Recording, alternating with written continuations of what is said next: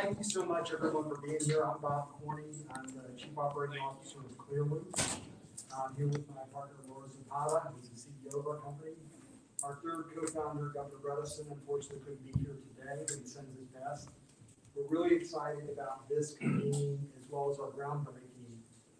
This is the culmination of kind of a long journey for us in terms of pioneering a new way to develop solar with our strategic partner, Silicon Ranch, and Matt Kisber is here. He's the chairman of the board of Silicon Ranch Corporation, Jackson native. So the purpose of our meeting today is to really explore how we can really build a meaningful workforce training career awareness program around the growing solar energy industry and sector in Tennessee. You're going to hear from some experts on the Zoom and also in the room. But I'm going to turn it over to my partner, Laura, to get us going.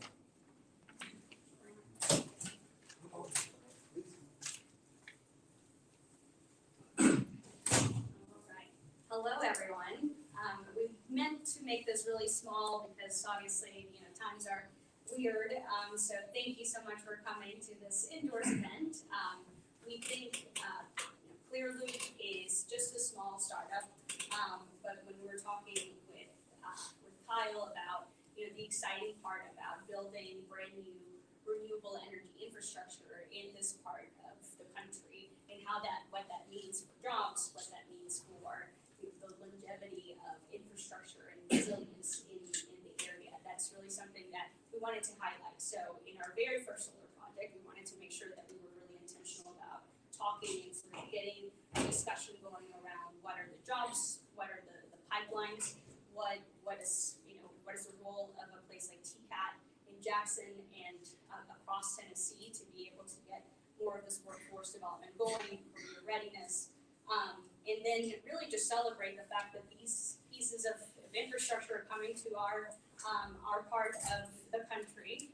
That is not just clean energy, but this means more development for all kinds of new creative ways to boost the economy. So we're really excited about the opportunity to be here. Bob and myself have been working on this for the past 3 years.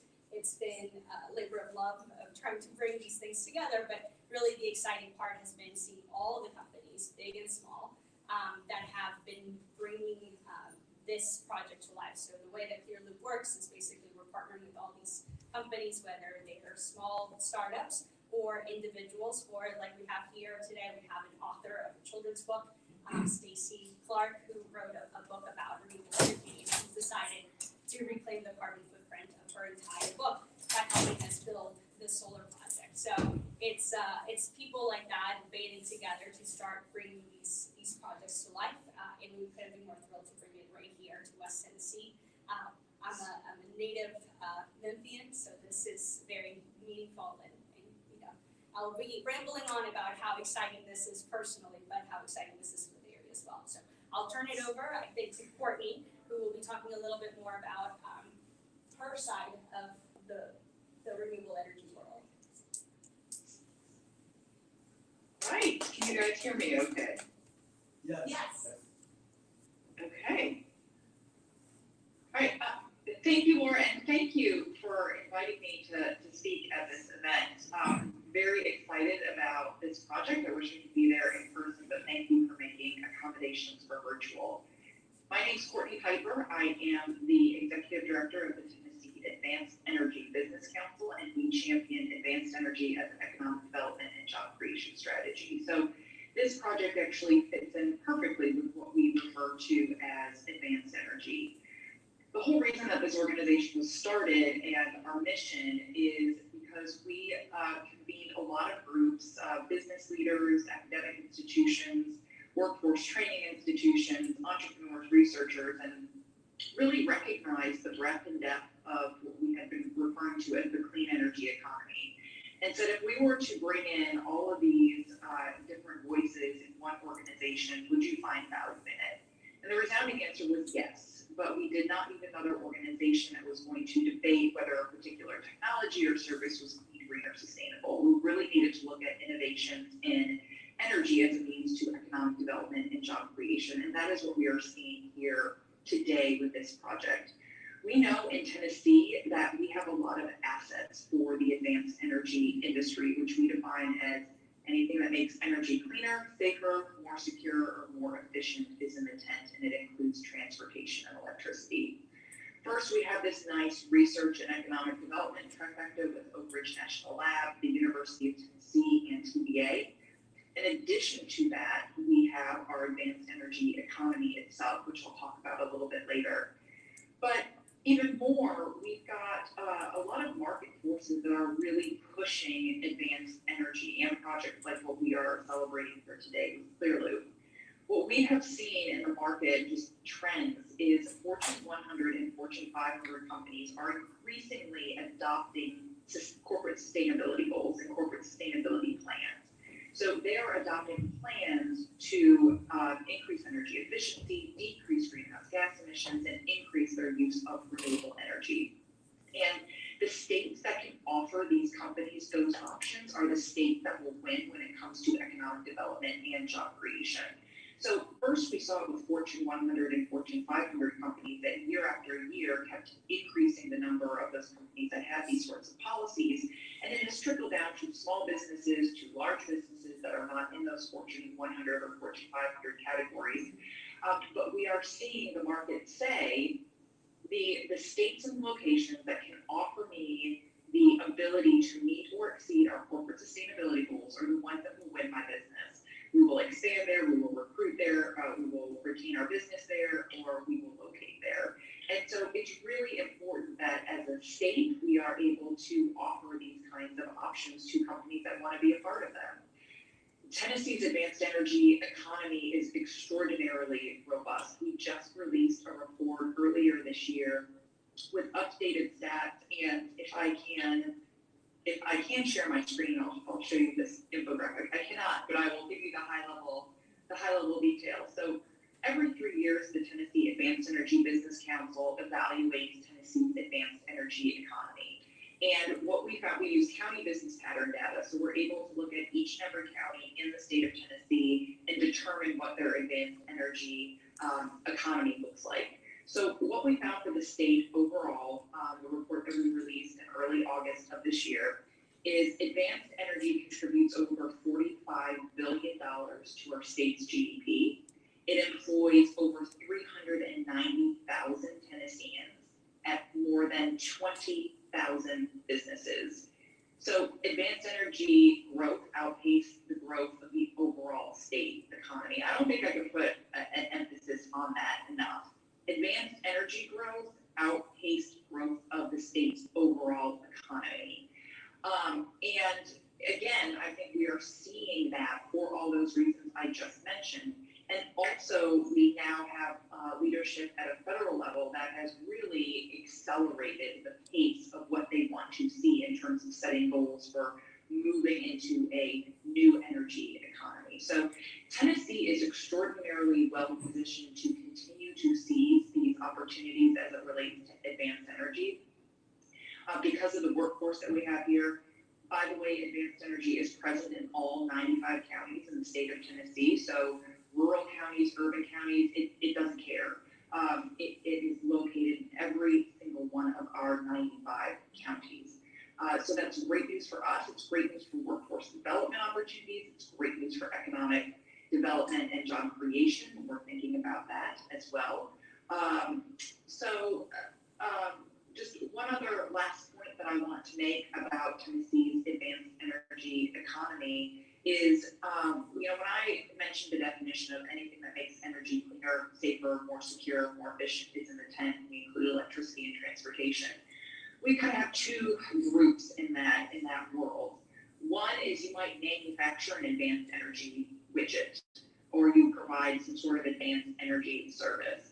But we also have a growing group of our membership, and a growing part of this industry are those Fortune 100 and Fortune 500 companies, or those small and larger businesses that aren't manufacturing an advanced energy widget or directly providing some sort of advanced energy service, but they want to deploy those technologies.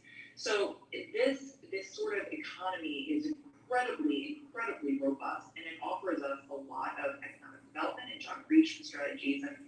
And projects like what we are celebrating today with Clearloop can really put those opportunities front and center. They make them extraordinarily tangible to government officials and business leaders.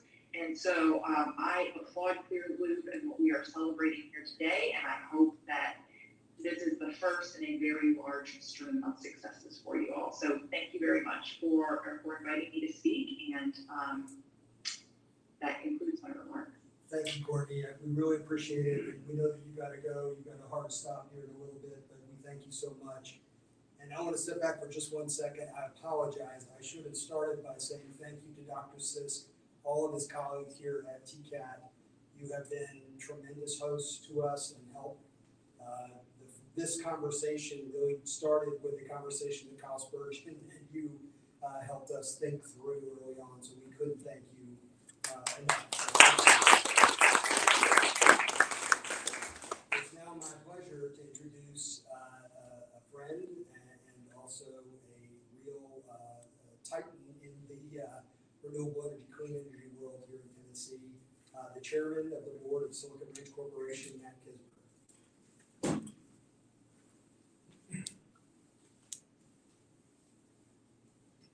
Thank you, Bob and Laura. It's awesome to be back in Jackson and be with friends, Kyle Spurgeon, Dr. Sisk. Congratulations on all that you're doing here and the interest and leadership around advanced energy. I'm honored to be a part of the program, and I have the pleasure of serving on the board of the Tennessee Advanced Energy Business Council with Courtney, and it has been so informative as we started 7 or 8 years ago, Courtney, maybe 9, trying to bring together companies who shared an interest and a passion around advanced energy so that we could create a network across the state that could advance the economic development interests of advanced energy and translate that into job creation for Tennessee. As a co-founder of Silicon Ranch and a former public servant, it is extremely rewarding to be part of an entrepreneurial venture in advanced energy that is setting out and actually making a difference in communities across the country now. But as we set out, it was first in Tennessee. And the difference that's being made starts with the investment that takes place. And that investment quite often occurs in communities where industrial investment has not occurred, or has not occurred in a while. And the tax base that's created by that investment gives those local governments the resources to think about what does the future hold and how can I invest in it? How can I look toward what the children are going to need, and now I've got some resources to add to my toolkit to provide that to them. As we have grown and moved into more states and scaled up our operations, the opportunities that we have seen have grown. We started out with just building, owning, and operating solar farms and selling the electricity to utilities and to companies. Then, some might say it was providence or coincidence, we became familiar as a neighbor in South Georgia with the largest organic farmer and rancher east of the Mississippi River, who helped us understand the benefits of regenerative land management. Not only was less expensive for maintaining the land that we own and deploy with solar, it gives it another use. It returns it to its true agricultural purposes, because with regenerative land management that we have now created a product called regenerative energy, we are designing at the outset our solar farms to use native vegetation that's designed to support the grazing of sheep.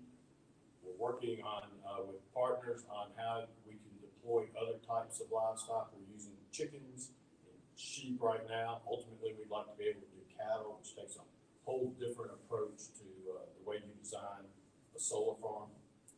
But what that has done is helped us see that we can take our solar farms not just create renewable electrons, but we can also create a carbon sink. And we can help the environment plus help the land and make it more mineral nutrient.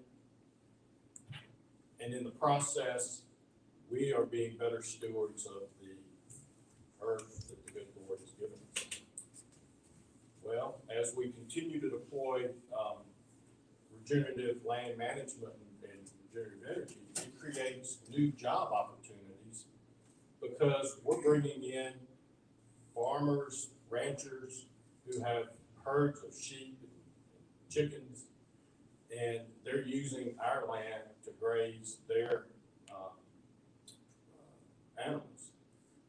Those animals in South Georgia, again, this gentleman has added dozens and dozens of jobs just because of regenerative energy to his processing operation, because he sells the sheep that's processed in the lab to Publix and Whole Foods and places like that. What we're doing is cross-training people so that we can have what we call agrivoltaic individuals. And they're trained in how to maintain both our solar farms as well as how to maintain the agricultural side of our regenerative land management.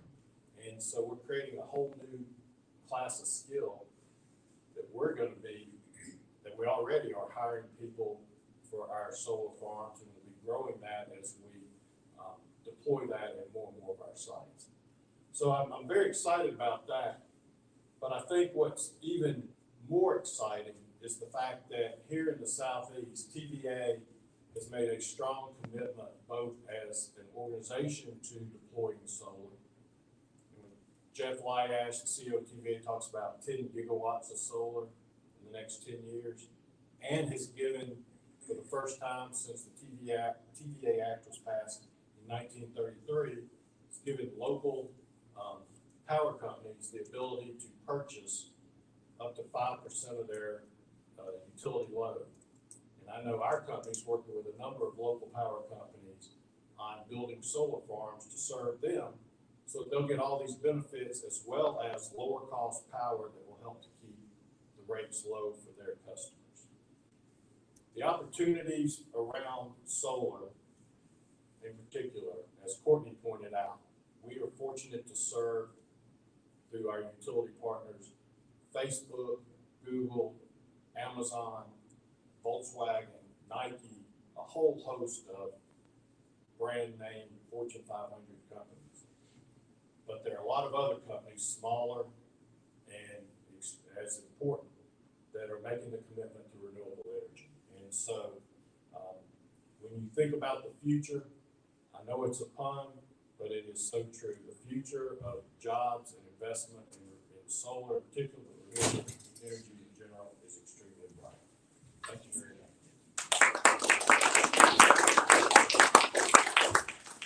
Thank you, Matt. I really appreciate that perspective as somebody that grew what is now a unicorn, $1 billion company here in Tennessee in renewable energy.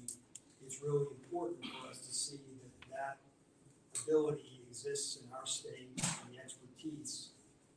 Part of the reason that we're here today is to talk about how we can drive, more opportunities for workforce training and development so that we can create more job opportunities like the agrivoltaic, like electricians, like operating and maintenance, engineering, installation. We're really fortunate in Tennessee to have a lot of great experts, and the next speaker today is Jason Carney, who's the president of the Tennessee Solar Energy Association. And we had the great fortune to meet Jason and to see a couple of his projects. One in particular was really, really eye-opening to us because he did it in conjunction with the local high school in Nashville, one that didn't have any connection to energy, but he engaged students to build a full array string adjacent to the school where they designed it, they built it, they interconnected it. And it's really, I think that what we saw at that moment was the career awareness opportunities within the solar industry is important as the current workforce training, because we've just got to get people excited about different types of jobs. There's different skill sets involved with all of them. Jason has been doing a lot of work with NABCEP, which is the certifying organization for solar. It's my pleasure to introduce our friend, Jason Carney. Jason, thank you.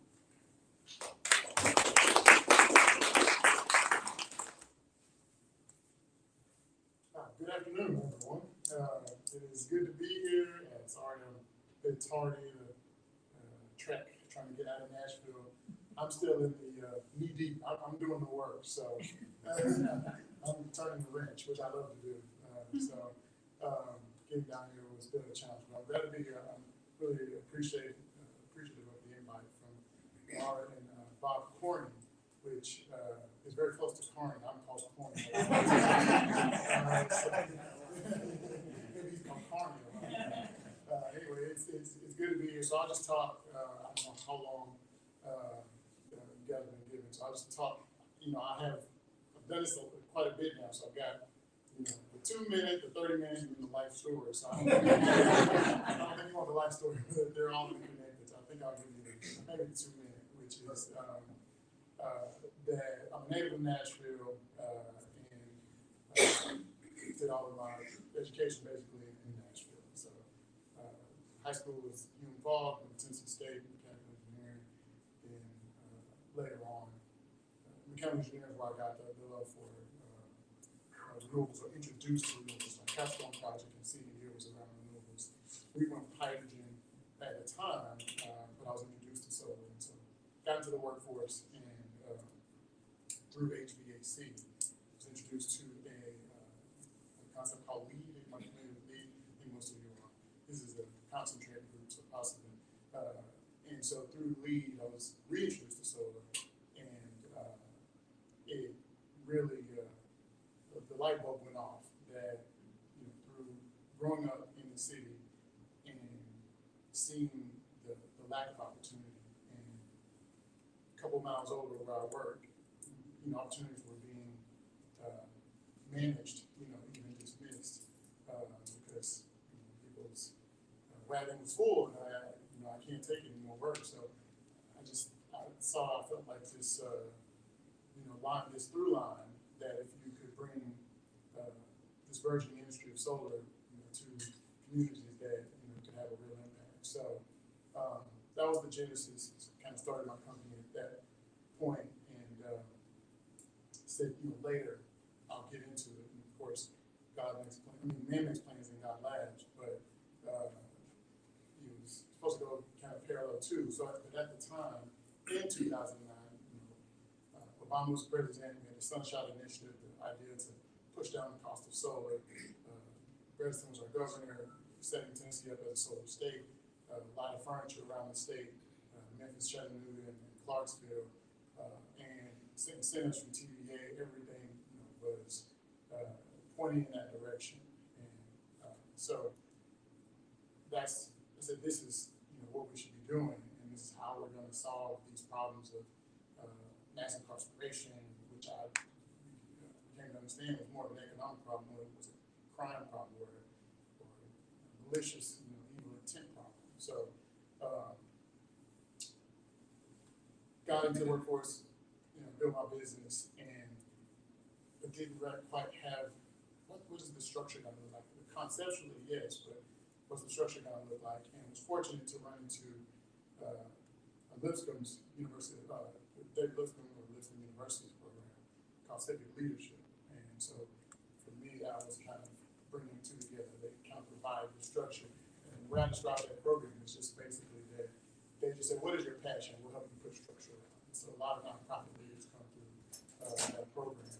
Got a great sustainability program as well, but I didn't know anything about it until I was already in the Civic Leadership program. So that's where we kind of put those things together. I had a great professor, Linda Shack, that helped me with all this, helped us help with all these things, and started to put things together. Through that time period, gained a lot of credentials with NABCEP, BPI, and energy efficiency side. Worked with the state Tennessee Energy Office, so got a more broad look at energy across the state than just solar. Worked with the Southern Alliance for Clean Energy, looking at policy, and organization, mobilization. around these things. And so initially back then, the thought was we're going to do community solar bill. Looked at the cost of solar, and it was just above what the average person could do. Back then, of course, the cost was a lot more. And so prices coming down, the Sunshine Initiative, and all the things that are going on. Also, the China thing happened, which kind of blew up the industry. But I was already smitten by then. I was like, I'm going forward with this thing. So big got into the program in Lisbon, built a program, thought was going to do community solar.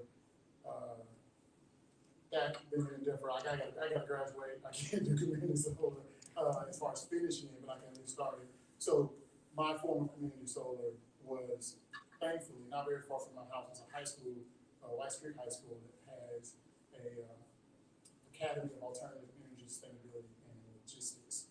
They were receptive to my idea. They were already doing things. They had won the Governor's Award for environmental stewardship with their biodiesel program. They had pieces of other things, wind and solar. And they're like, oh, you can come in and enhance our solar portion. Great.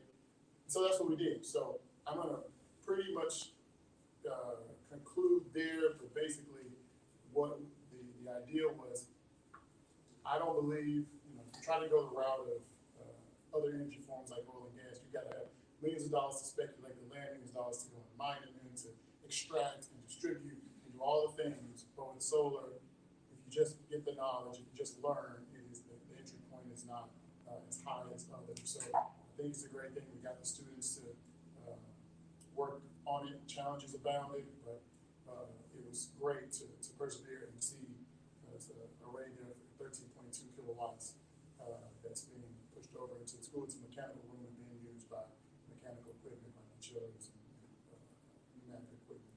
So, so much more, but I think that's more than 2 minutes, and I appreciate you guys listening to me.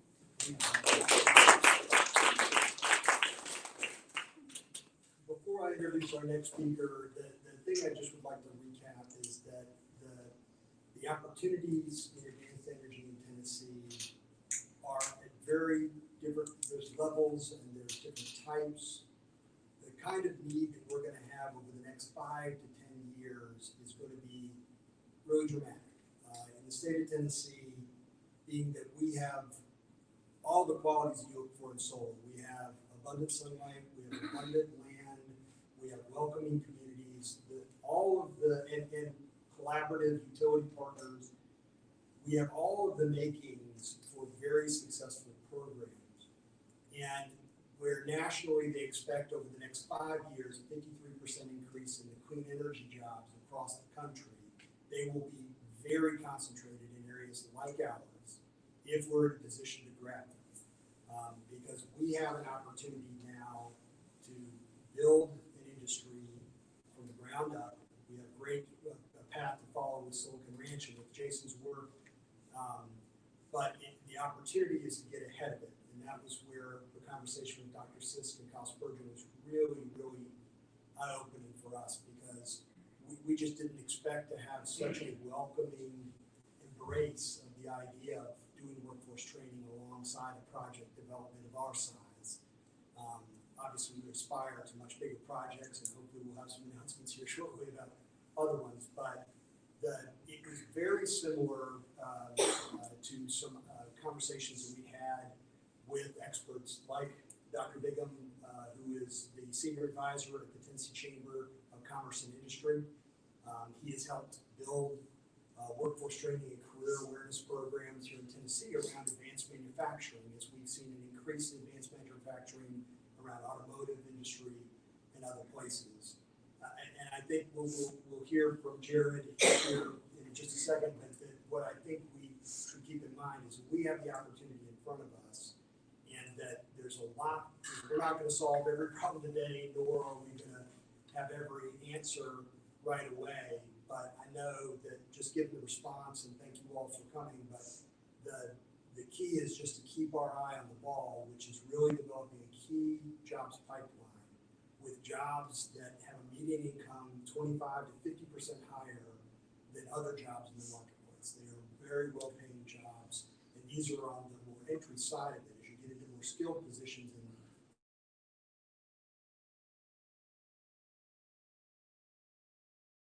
introduce Dr. Bigham, and he's going to share some thoughts about how we, the experience of advanced manufacturing, but how we might think about this moving forward.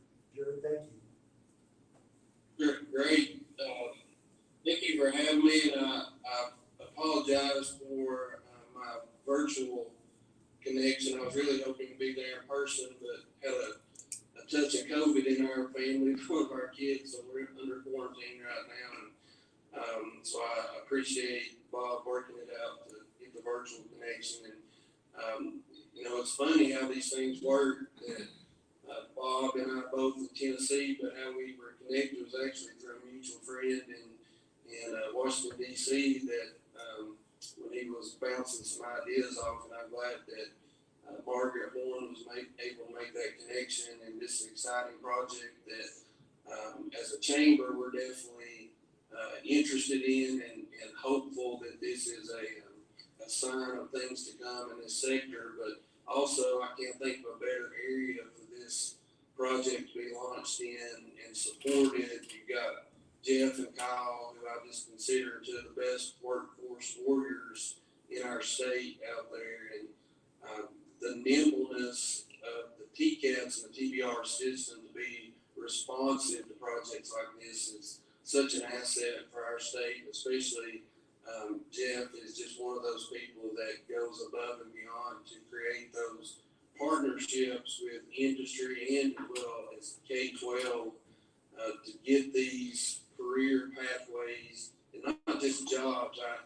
I talk a lot about workforce and when we talk about even manufacturing specifically, that we're not looking to connect high school graduates or adult learners with a job. I can do that all day long. What we really want is to connect them with a career path that has on and off ramps where they can continue to skill up and acquire stackable credentials that enable them to have more flexibility. And this is definitely one of those areas where I think that we could support students in high school and our adult learners in having those opportunities. And there's some good models out there that have shown where partnerships of what I call the coalition of the willing have really borne some great fruit in not only creating talent pathways, but also longevity in these sectors for students, so that it's not one-off projects that they worked on. And I know that this is something Bob and I have talked about a lot, that it's not just about this one project in Clearloop. This is really setting up or catalyzing opportunities for students and adult learners beyond this opportunity in and of itself. So I think this is going to really spark some interest in an industry that is burgeoning and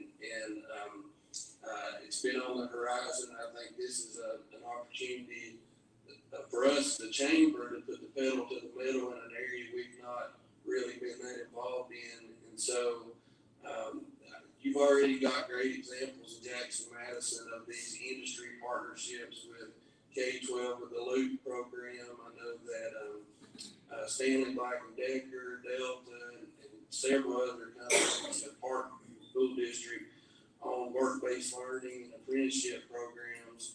And I see that these models that we've done in advanced manufacturing are so easy to replicate in the construction, electrical, and in the solar sector, especially when you've got the industry partners at the table leading the way. You've got chamber folks like Kyle leading the conversations.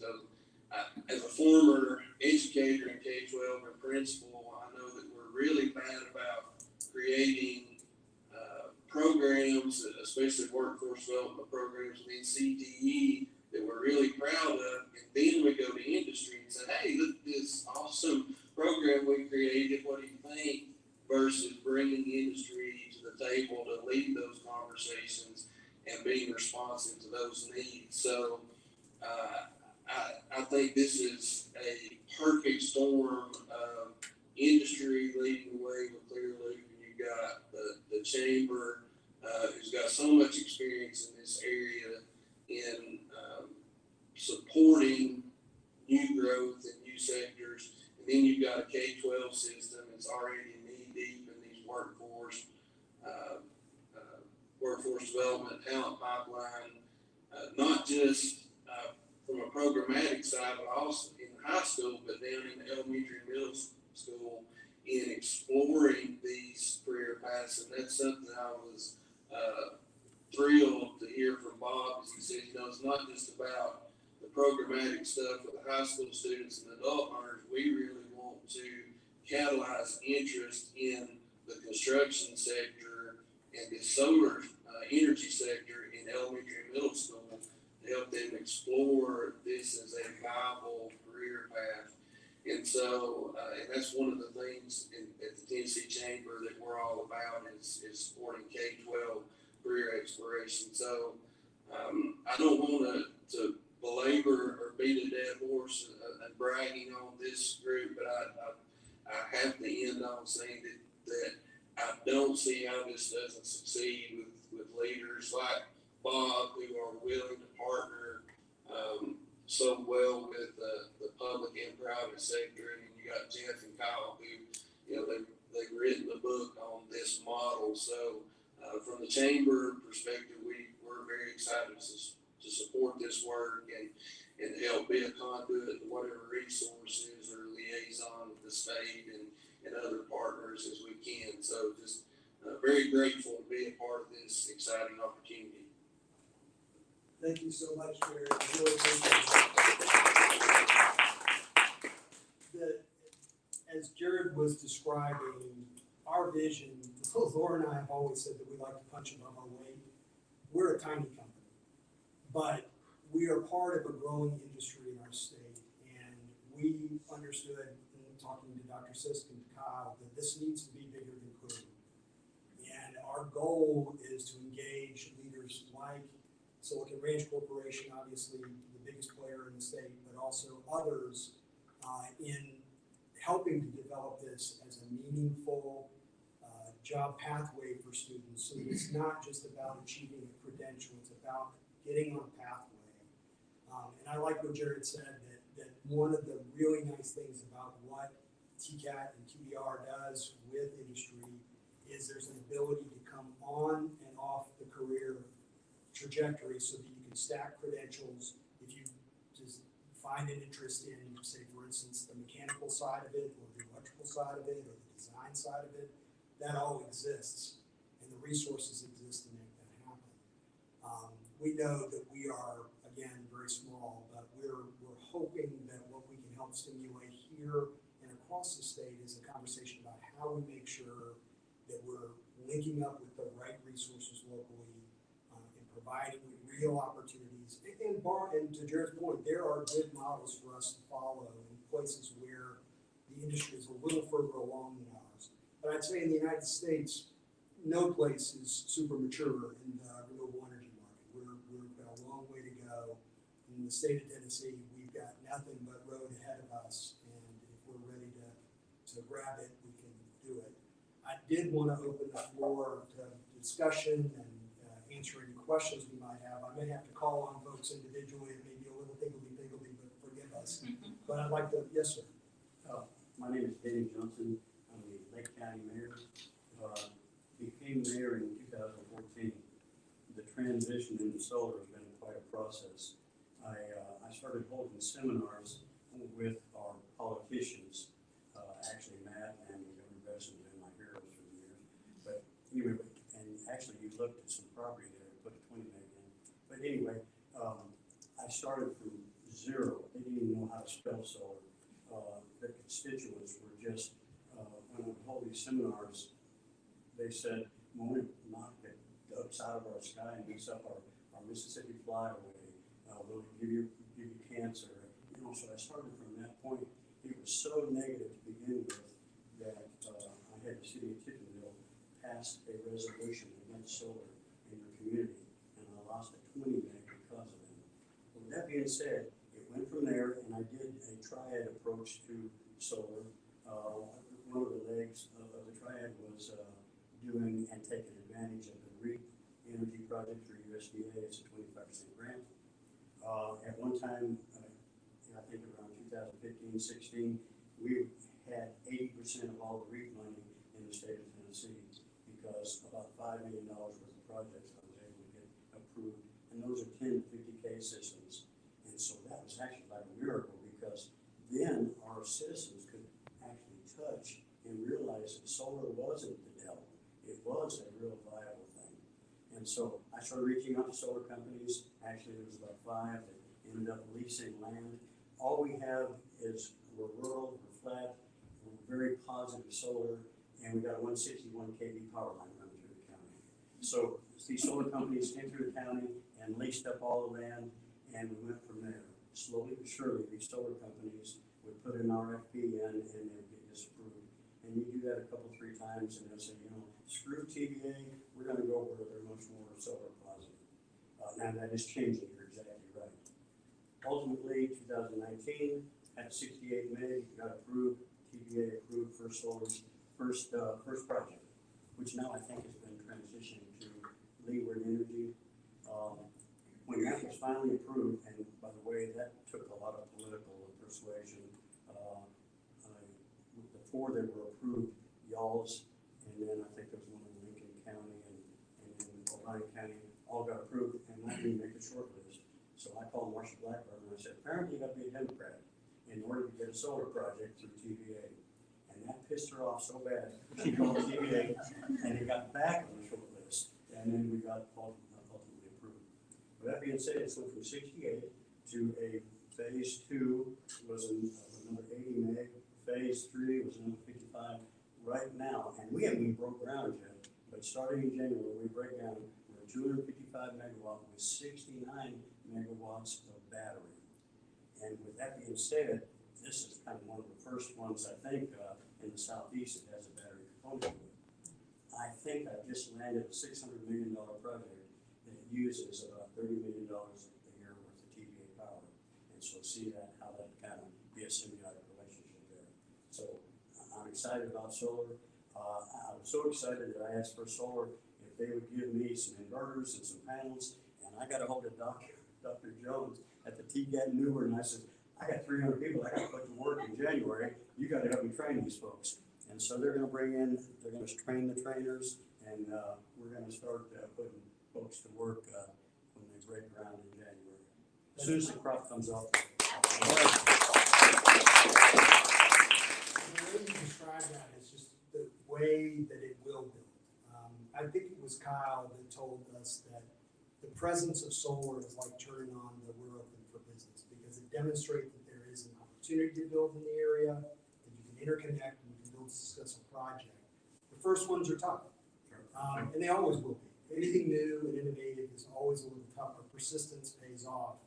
And to the extent that we can support you all in the job training effort, there are all kinds of things that I think that we would be very interested in providing and working together collaboratively to make sure that as we're training students, whether it's where you all are here in Jackson, in Morristown, wherever it might be, where there's a TCAT, that we can share those, knowledge, the different steps. Because I think right now the key is that there are a lot of jobs coming that have some short-term possibilities to them, but they have a long-term career path because we're building so many of these projects.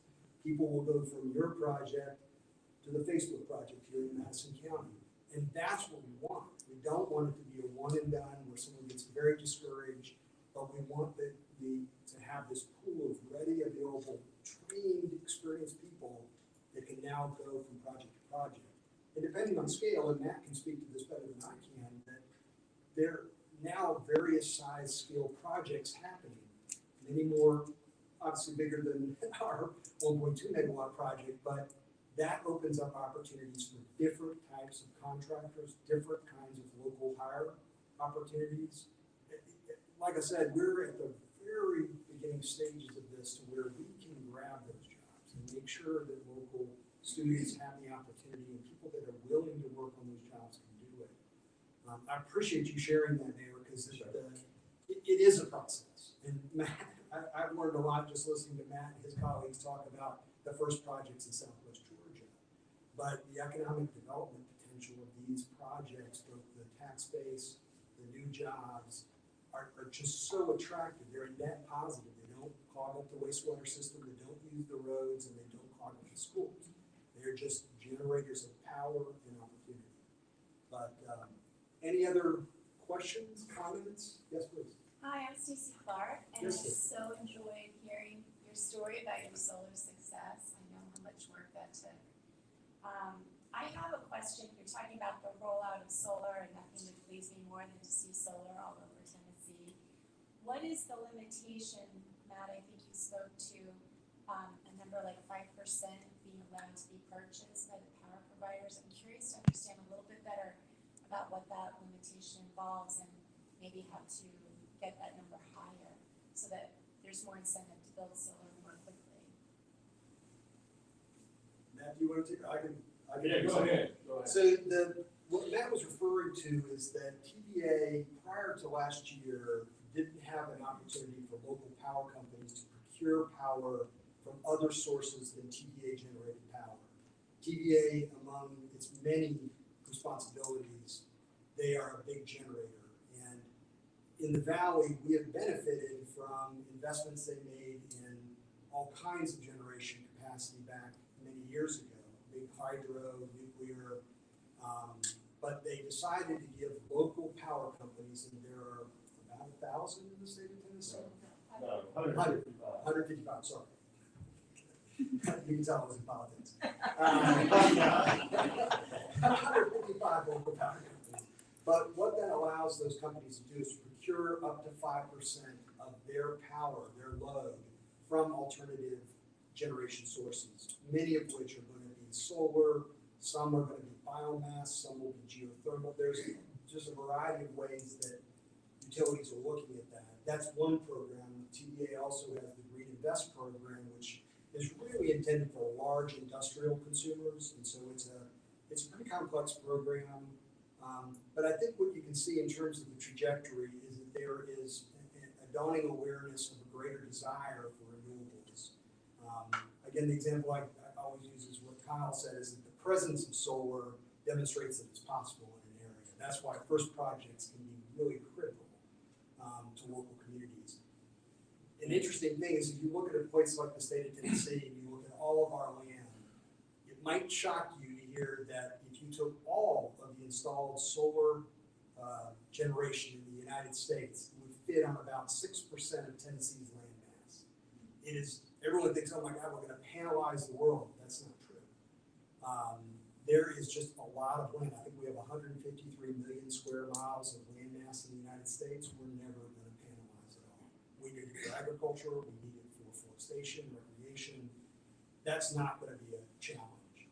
I'm really excited to hear, and I know Matt and Silver Ranch are doing this as well, that solar plus storage or renewables plus storage is just going to be another game changer in terms of our ability to have, and this may be a little technical, but dispatchable power. Right now, the limitation is that if the sun's not shining, we're not generating power. If the wind's not blowing, it's not blowing turbines. Rivers running low, it doesn't push the hydro. But battery storage allows us to capture it during peak times when we're overproducing perhaps, and then release it at night. And that's going to really help open things up for us as we look to transition to more and more renewable resources or advanced energy resources in the state. Governor Readiness likes to say that in terms of the ability to switch to a renewable product, the electric sector is the greatest opportunity because there's no reason by the time we get to intermittent problems, we'll have battery storage figured out or storage of some form figured out. But it's really exciting to see it coming because it has a different. And I'd like to add, I think because Lamar Alexander is gone now, things will open up. I asked for a letter of endorsement when I was doing these projects, and I got a letter back saying, we have enough pent-up energy with Watts Bar that we do not need any wind, we do not need any solar, and I will not endorse your project. I thought, oh, here was right on here, this fight you. Well, it's funny because I'll say this: the Governor Bredesen spoke on the House Select Committee before floor of the U.S. House about the economic development potential of renewable energy. And what we found is that it is a bipartisan issue.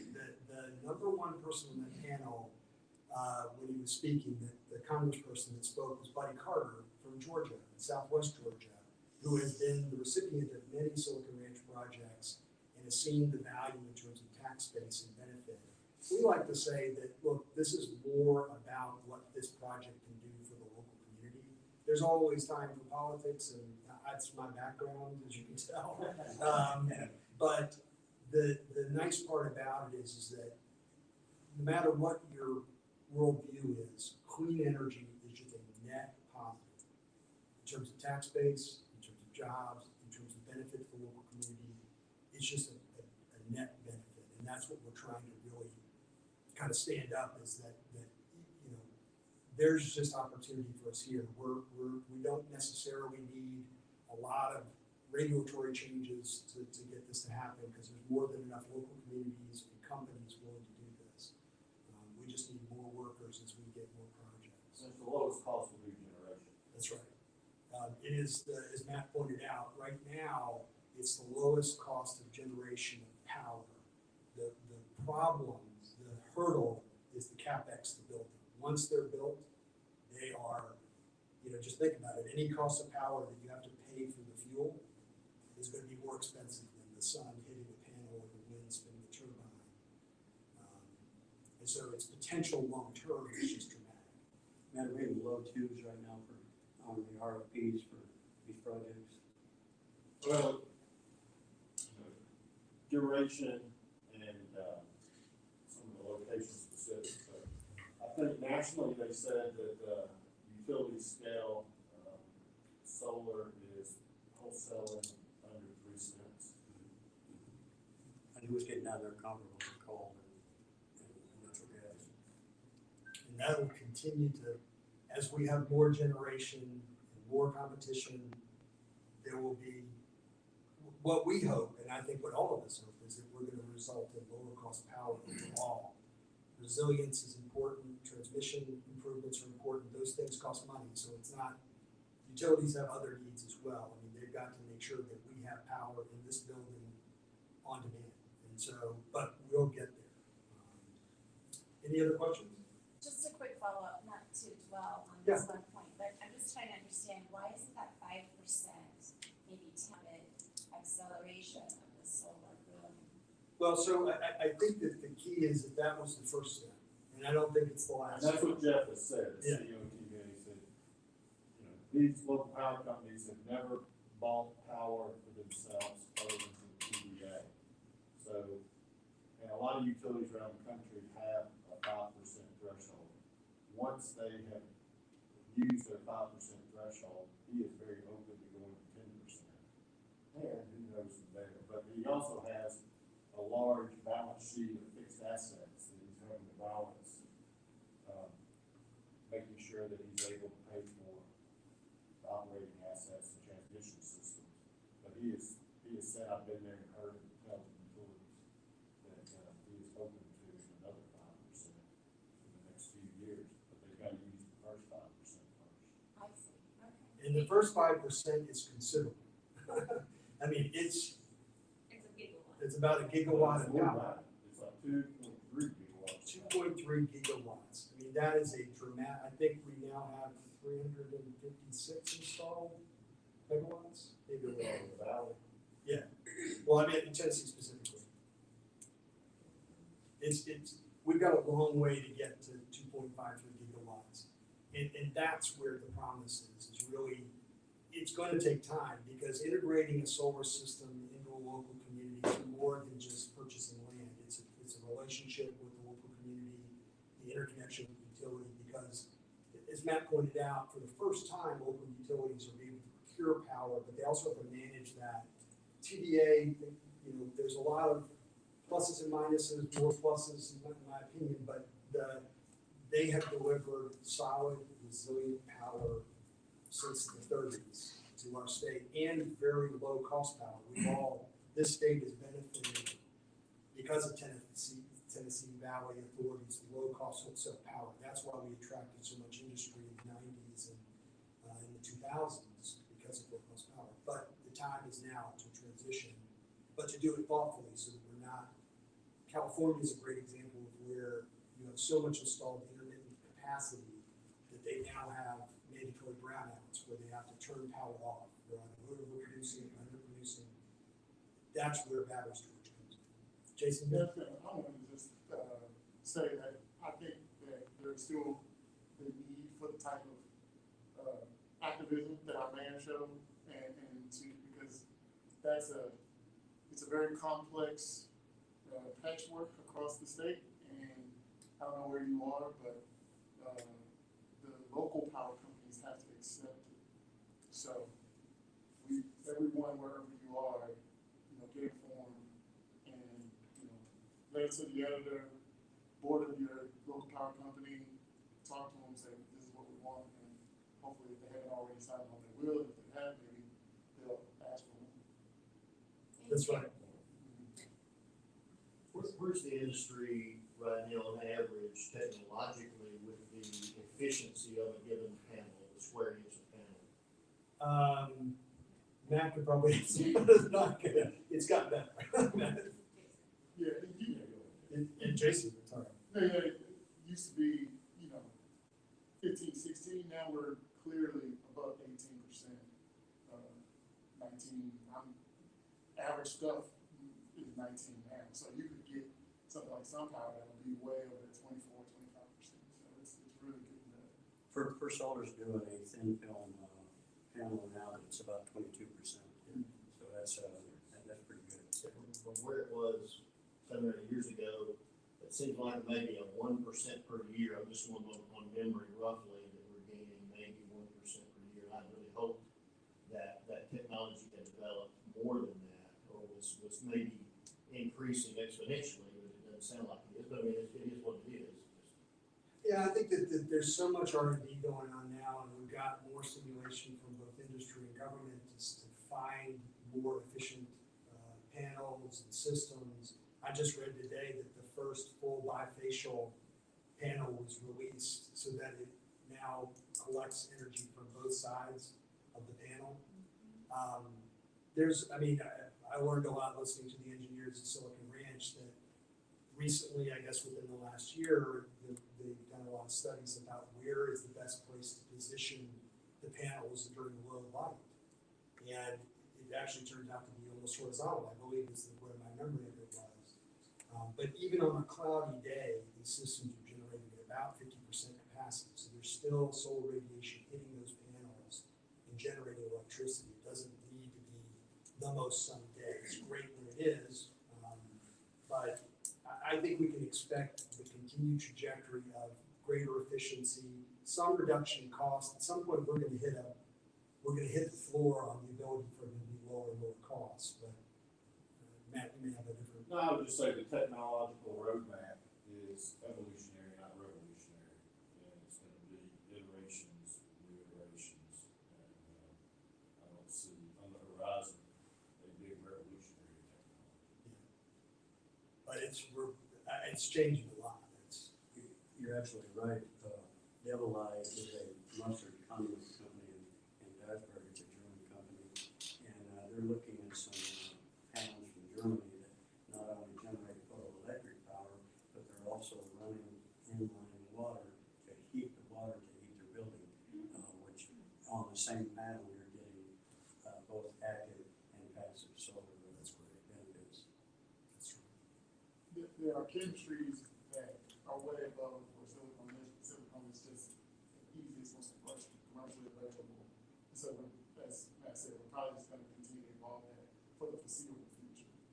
But that's one of the wonderful things I think about solar is that you've got a person who is more of a scientist, and that's an area that they can go in. But some people are blue collar, some people are white collar. I mean, it's just so much to do, and increasing the efficiency of solar panels is, I think, great work to see it. Absolutely. Did I see anyone else? No, I think we're good. Dr. Sisk or Kyle, would you like to say a few words as we close, or?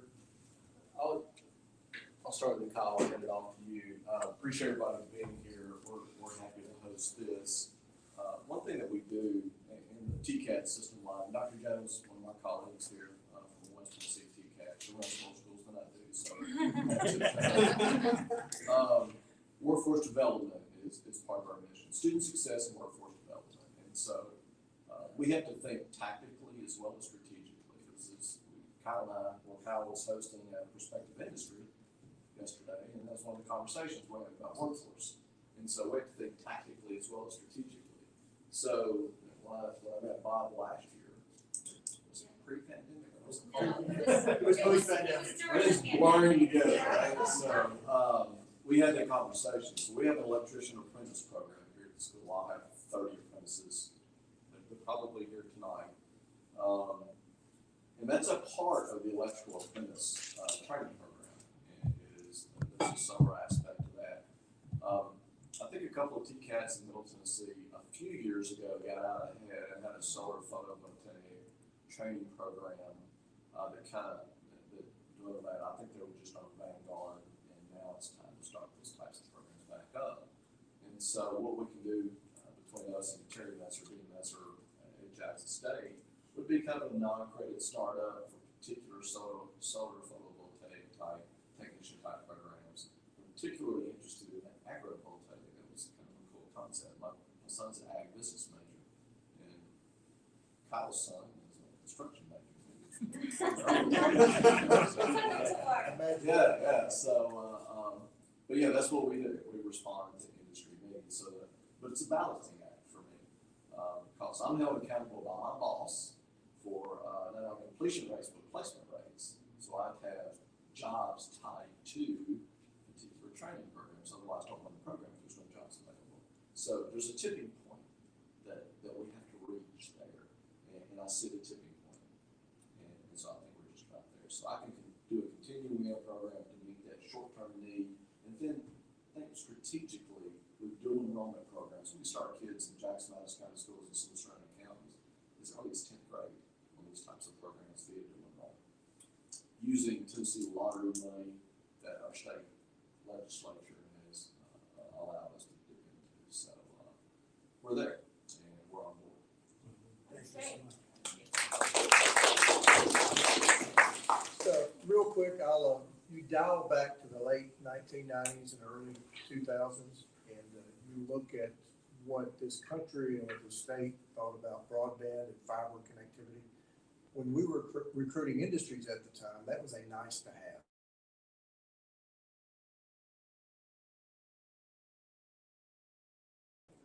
To make sure that Jackson had the fiber connectivity. All of a sudden, that nice to have became a must have.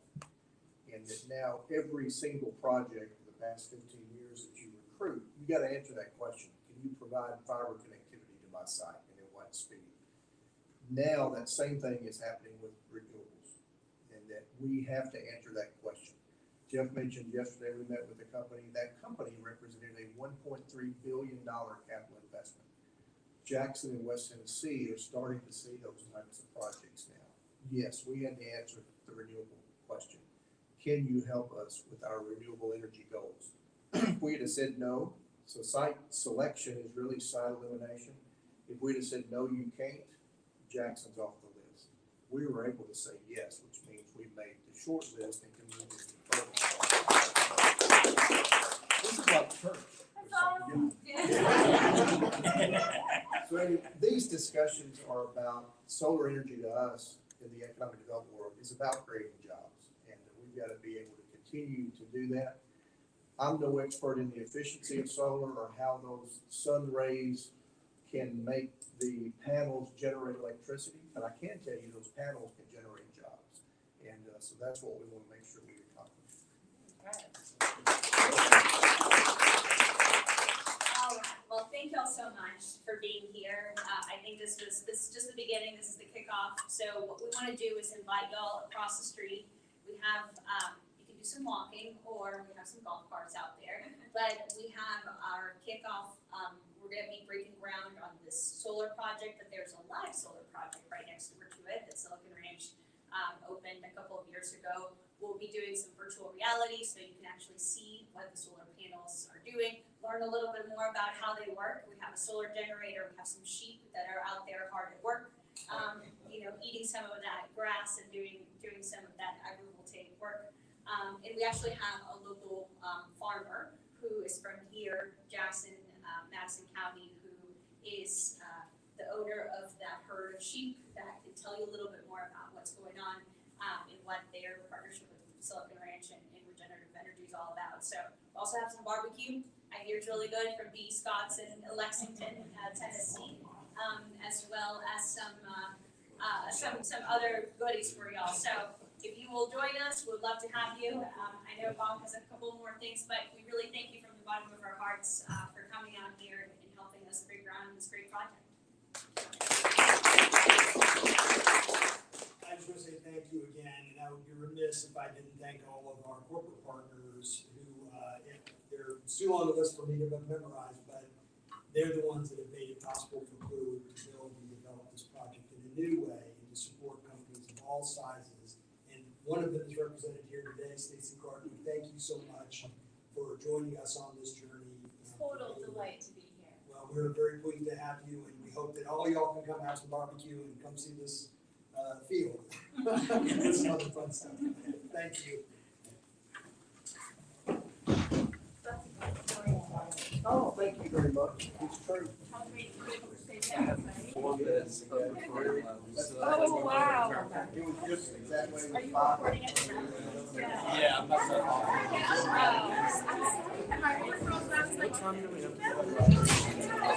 How are you? It's nice to meet you.